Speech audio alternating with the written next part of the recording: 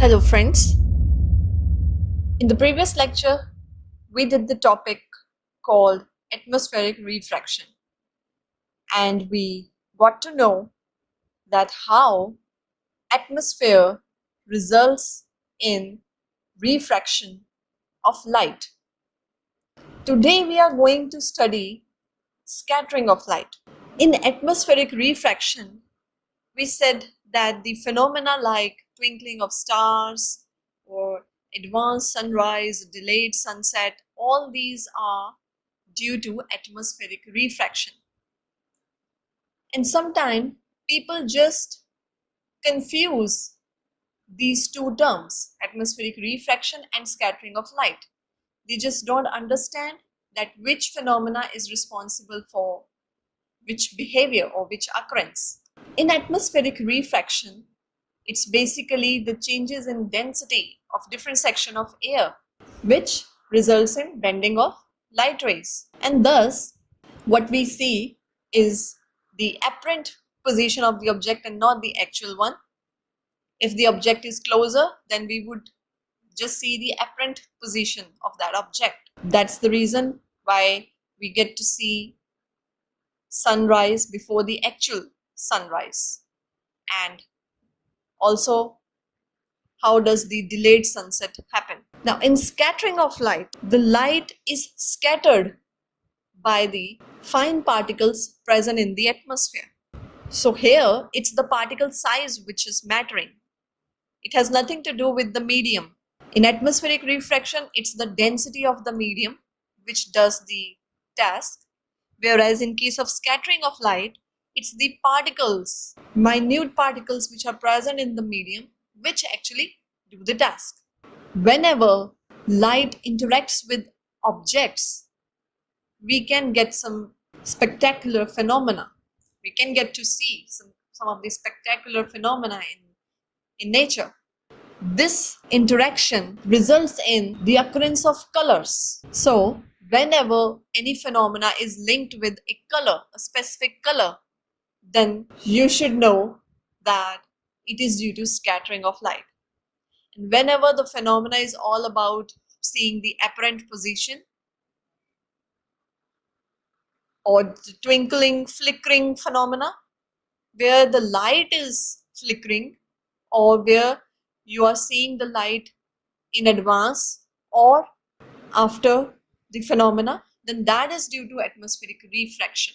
So atmospheric refraction only results in the changes in the intensity of light or the flickering or random wavering of light or in the occurrence of apparent positions. But whenever there is a phenomena where you got to see different colors, then that is due to scattering of light. All the colors that we do experience, like blue color of the sky or the color of the sea, red sun during sunrise or sunset, now all these phenomena are due to the scattering of light. In previous classes, you must have read about scattering of light by colloidal particles.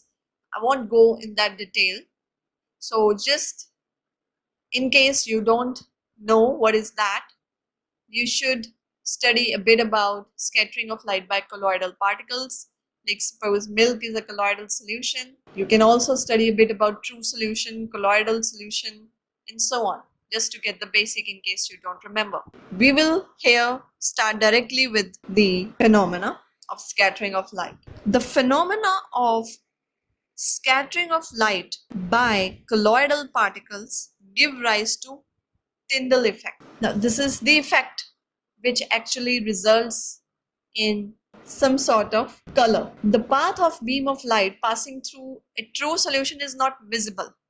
However, the path of the light passing through colloidal solution becomes visible when the particles are relatively larger in size in the solution itself.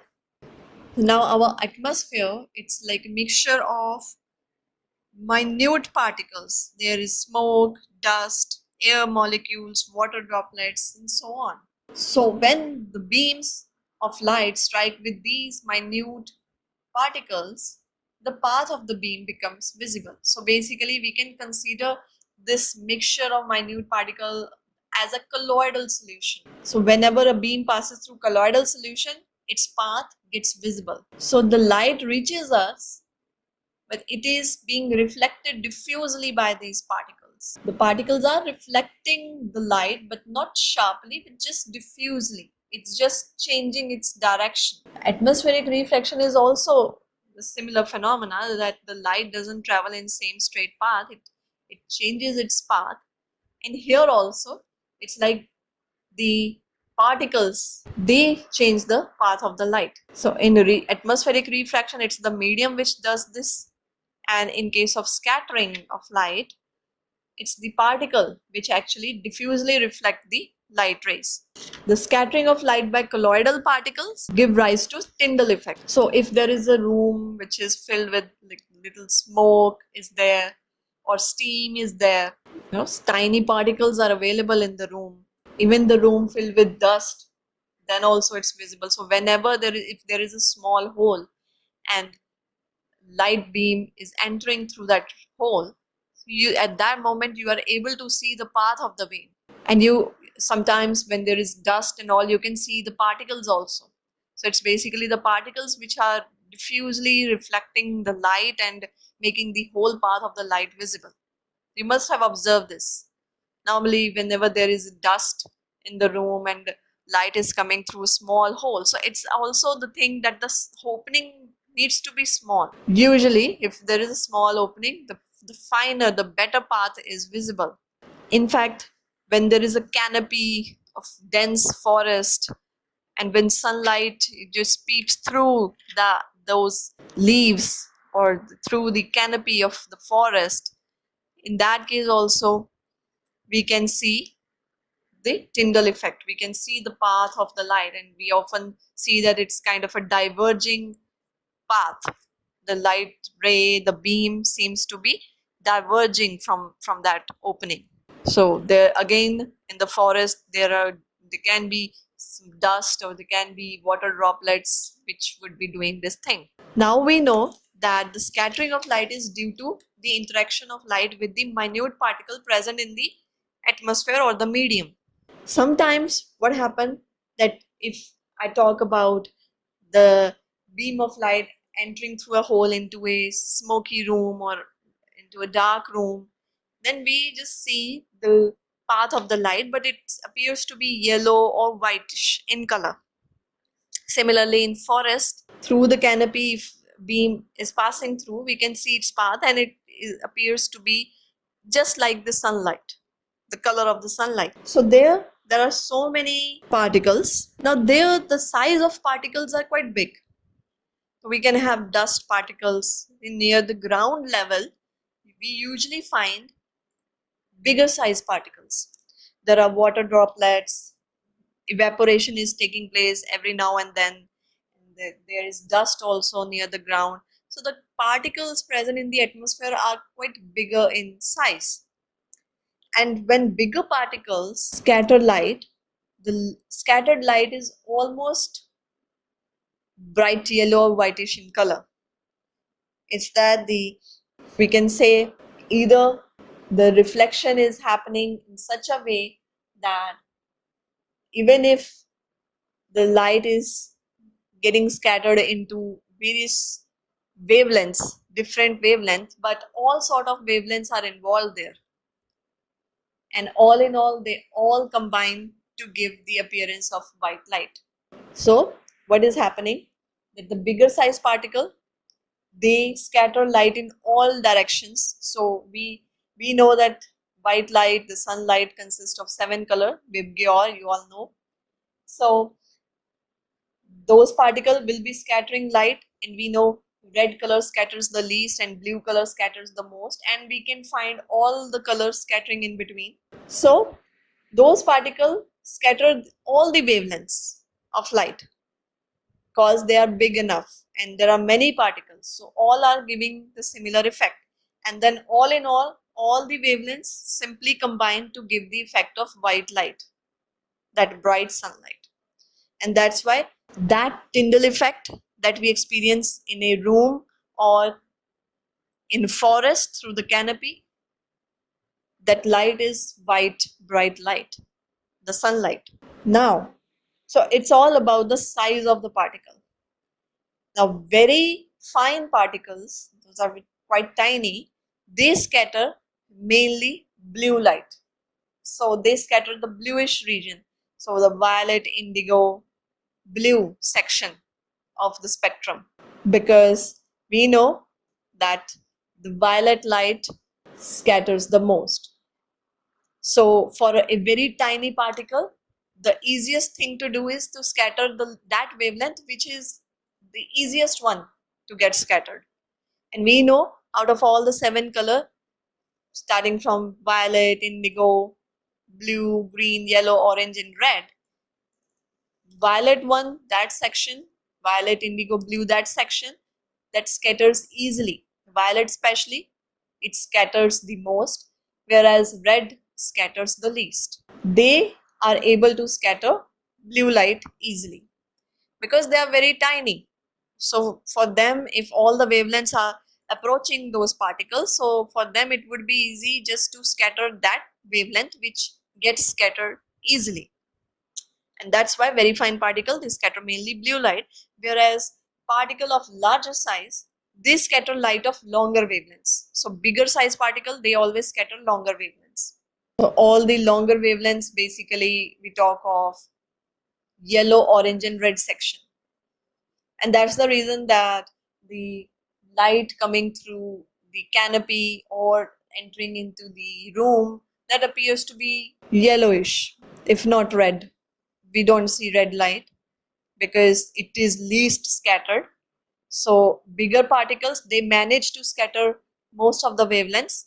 So all in all, they show us the middle section of the spectrum. So yellow is exactly in the middle of the spectrum, green and yellow. So yellow part, yellow orange part, because red color scatters the least, but if particle size is really big, then it can manage to scatter longer wavelengths.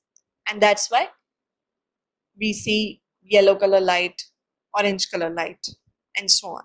And if the size is quite large enough, then those particles will be scattering all the wavelengths, and thus all the color would again merge to give up the appearance of white light. So now we can answer the question that why does the sky appear blue? We are not talking about the ground level, we are talking about the sky, which is quite up. So in the atmosphere, at that height, very fine particles are present. There are molecules of air and other fine particles, very tiny particles. There can be ions present in those layers. So if you talk about the sky up high, then all the particles present are quite fine in size. So they have size smaller than the wavelength of visible light. So they are very short, they are very small in front of the wavelength of visible light. So now we know that a very fine particle, small particle, would manage to scatter the wavelength which scatters easily. So that's why those particles, they just end up scattering blue light. They just end up scattering that violet, indigo, blue section of the spectrum. And that's why the sky appears blue. So, but the red light, that scatters the least. In fact, the red light has a wavelength which is about 1.8 times greater than the blue light.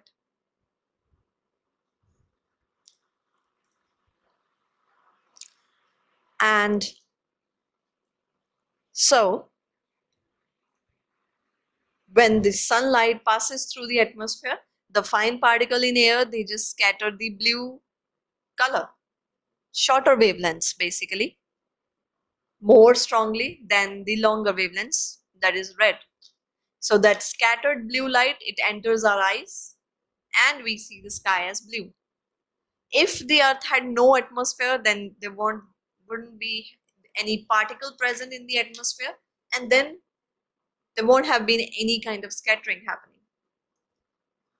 So at that case, the sky would have looked dark. So you must have seen the pictures of moon whenever we see the astronauts there on the moon. You can see that the sky of moon appears to be dark because moon has no atmosphere, so there are no particles, though sunlight is there because moon after all reflects the light of sun itself. So but there is no atmosphere, so no fine particle in the atmosphere, so no scattering of light, and that's why the sky of the moon appears dark. In fact, the sky appears dark to passengers flying at very high altitudes because at very high altitudes scattering is not prominent because we don't have that much amount of particles present. As you go quite up, when it's all about the thinner layer of atmosphere and we don't find any more particle. It's just that as we go down, as we go closer to the surface of earth, the number of particles present in the air, they keep on increasing. We can easily understand that why tiny particles, they just scatter the blue light easily, and that's why our sky appears blue. You must have observed that danger signal lights, they are red in color. So now can you relate it to why it actually happens? Why do we make our danger signals red? What's the reason? Can you relate it with the scattering phenomena? Can you relate it with the scattering ability of blue light and the red light? Well, yes, we know blue light scatters the most, whereas red light scatters the least. It is very, very difficult for the finest particles to reflect the red light. So if something is red, it won't get scattered easily. And that's why we make all the danger signal lights red in color, because it is not scattered easily. So if there is fog or smoke, we know that smoke, there are particles in the smoke, or fog also has water droplets in sort of minute particle. So those particles won't be able to scatter the red light, because we know even the bigger particles, even if the particle size is quite big enough, then also either they go for scattering or all the wavelength and the light appears to be white, but otherwise they just able to scatter or show the yellowish orange section of the spectrum, but not red light. So it's very difficult to scatter red light, and the particles present in fog or smoke, they won't be able to scatter the red light easily, and that's why those danger signal, they can be seen from the distance because they are least scattered colors. So see how all these phenomena, all that we experience normally in daily life is, and how strongly they are connected with the physics, and how scattering of light is so important. Then one more that we experience is the color of sun at sunrise and sunset. You must have seen a sunset or sunrise, or that beautiful phenomena, and you must have observed that during sunrise or sunset, sun appears to be red in color. Now why is this so? Now during sunrise, the sun is near horizon. You all know, we all see the sun rising slowly from the horizon. And during sunset also, we see sun just going down the horizon. When sun is near the horizon, it has to, the sunlight has to travel larger distance in the atmosphere, and also it passes through thicker layers of air when the sunlight is near the horizon, when sun is near horizon and sunlight is passing from there and it's entering our atmosphere, so it has to travel thicker layers of air. We can expect that quite large amount of particle would be present there, and also the light has to travel larger distances before reaching the earth's atmosphere, especially before reaching our eyes, before reaching the ground. So in that case, we can expect that the particles present, they would scatter most of the wavelengths, all blue, shades of blue, green, yellow, they would just get scattered away because light is coming from quite far away. the light has to travel quite larger distance than usual, than during daytime. During daytime, sun is quite overhead and the sunlight doesn't need to travel that distance. During daytime, sun is quite near and the sunlight travels relatively shorter distance than during sunrise or sunset when sun is near horizon. At that time, sunlight has to travel larger distances and it passes through thicker layers of air. So most of the wavelengths, they just get scattered away. Blue gets scattered away very easily, even the green, yellow. So we know that red wavelength, it scatters the least. So all what is left is simply the red color, red wavelength that reaches our eyes. Because all other wavelength, they just get scattered away because sunlight is coming from quite larger distance, and through the track in its path, it will face so many particles. All sort of minute particles would be present because it passes through thicker layer of air, so we can expect many minute particles to be there, and they would just simply scatter the wavelength because all the task the particle do is just to scatter the light. So they will scatter, keep on. Thus, near the horizon, most of the blue light and shorter wavelengths, they are just scattered away by the particles. And the only wavelength that makes it that far is the red color. So only the longer wavelengths reaches our eye, and that's why there is some reddish appearance of the sun during sunrise or sunset, because both the time sun is near the horizon and the sunlight has to travel larger distances. Whereas in daytime, sun is nearly overhead, the sunlight has to travel shorter distance, so blue is not scattered that much. Basically at that time, all the wavelengths are scattered, and that's why we just, so all the wavelengths are scattered and that's why we get to see just white bright sunlight. So that's all for today. With this, we end our scattering of light topic. Thank you.